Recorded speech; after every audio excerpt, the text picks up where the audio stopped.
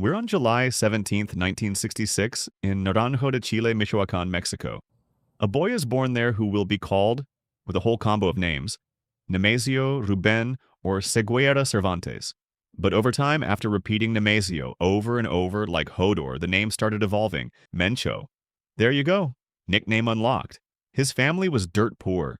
His 5 brothers worked in the fields, and when Mencho reached 5th grade, he basically said, "All right, screw this. That's enough school. To hell with it. This isn't a hotel. Time to work."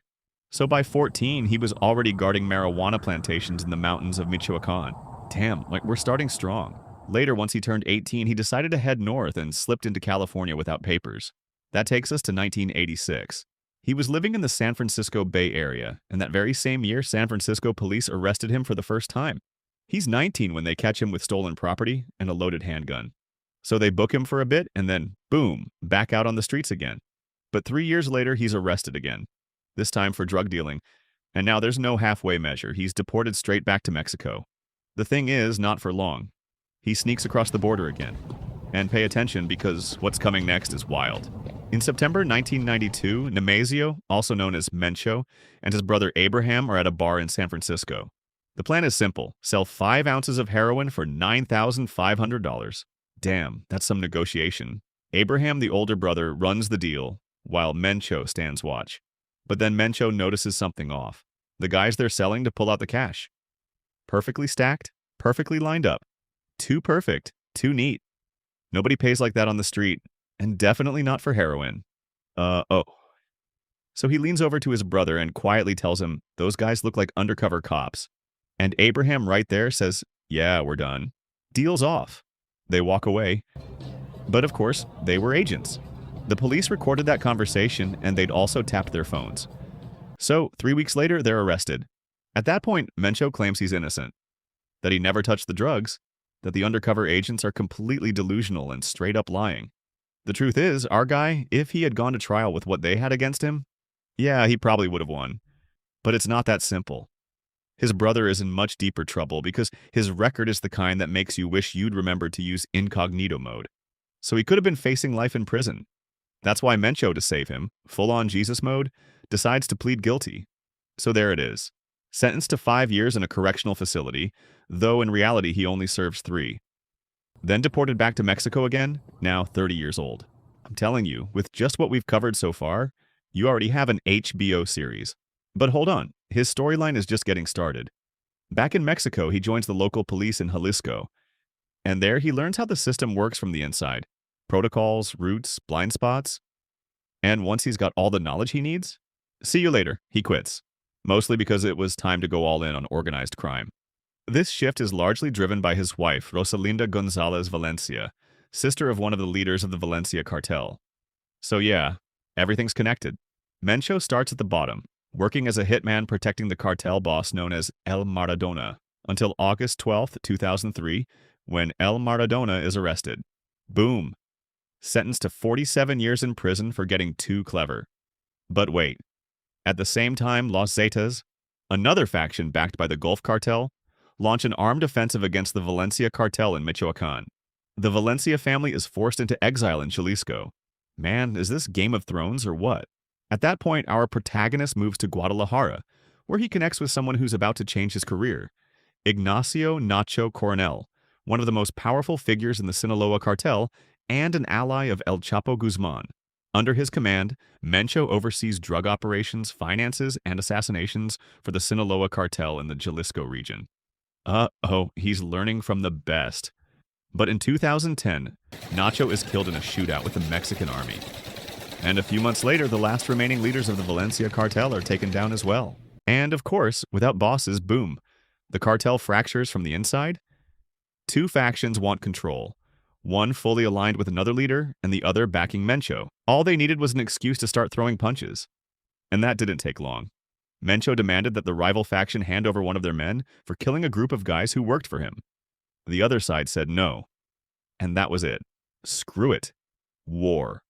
During this conflict, Mencho launched a brutal propaganda campaign. Banners hanging from bridges, the infamous narco banners, plus videos, public messages, the whole package. In them, he claimed his enemies were extorting civilians, business owners, and officials. that it was garbage, and that he was going to restore order. Sure you are, sweetheart. So, want to guess who won that internal war in 2011? Oh, the faction called Los Matazetas.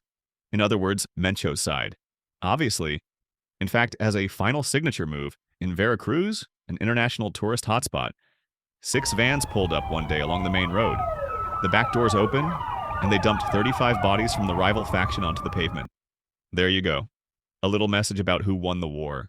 Shortly after, the group changes its name because the old one was kind of trash, and picks something I'd argue is almost worse. The Jalisco New Generation Cartel, the infamous CJNG. Now that Mencho was the top boss of his own narco club, he did something that set him apart from many previous kingpins. He learned from other people's mistakes. He studied how El Chapo, El Maradona, and Nacho went down, and he thought, my God, the luxury gave them away. Flashiness gets you killed. So, no visible mansions, no massive parties, no photos floating around. In fact, the only public images of him are old San Francisco mugshots from the 80s and 90s, when he was basically just a kid. So, Mencho disappears from the visible world. And from the shadows, he starts building an empire. And his expansion is wild. Between 2011 and 2015, the Jalisco New Generation Cartel secures Jalisco and takes control of strategic Pacific routes.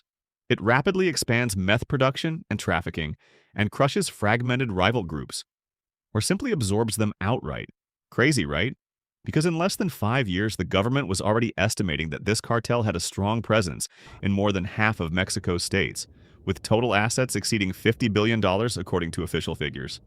The amount of money drugs move is insane, man. It's unreal. But it's not just about making cash. Mencho does something new, something different. He learns from every cartel that came before him. From the Sinaloa cartel, he learns how to build political networks and institutional protection. From Los Zetas, he adopts extreme violence as a tool for negotiation and terror.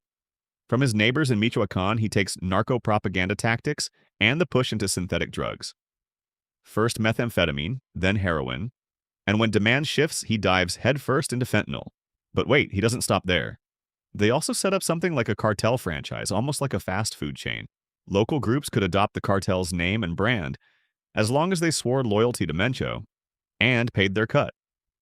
And of course, with a monster like that rising, the Mexican government didn't take long to come after him. And that brings us to May 1st, 2015, Operation Jalisco.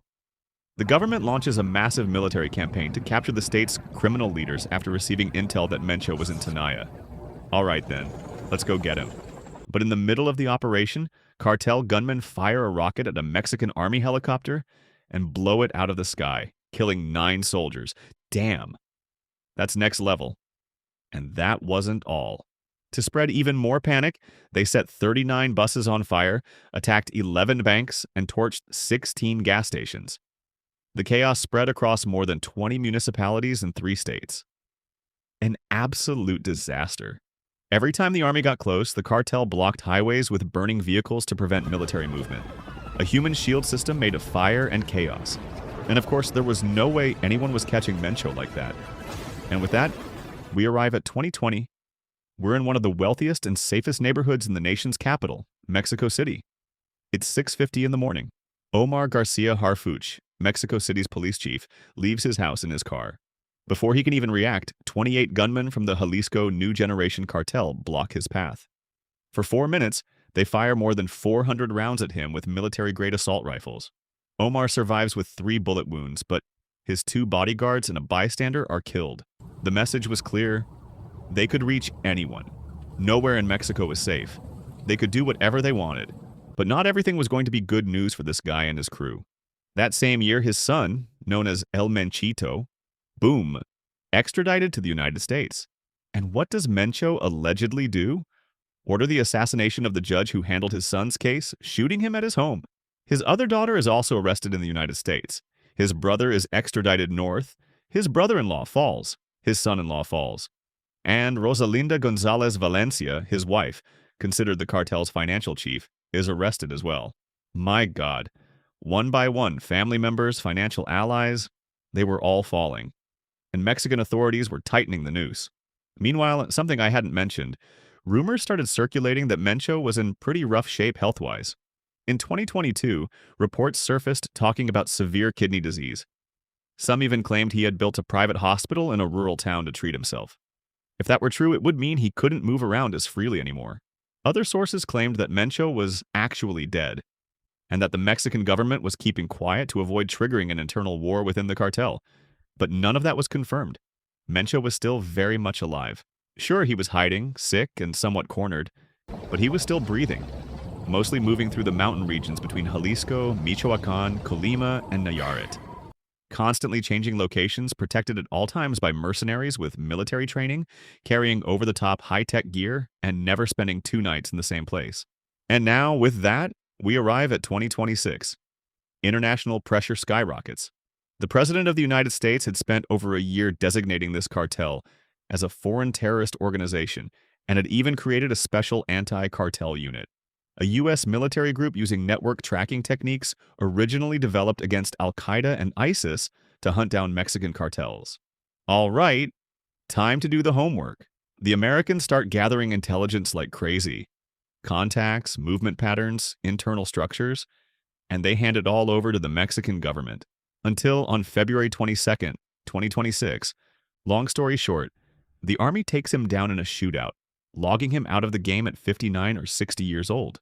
Just like that, he had become the longest-serving cartel boss in Mexico's recent history, 15 years at the top. And of course, now that the cartel has been decapitated, experts warn that what's most likely coming is a new wave of violence across the country. A massive internal war to decide who inherits the throne of an organization worth billions of dollars. And you're sitting there thinking, my God, just let me win the lottery and call it a day. So the moral of the story is that, in the end, they'll either catch you or kill you, unless you become a politician. All right then, see you next time.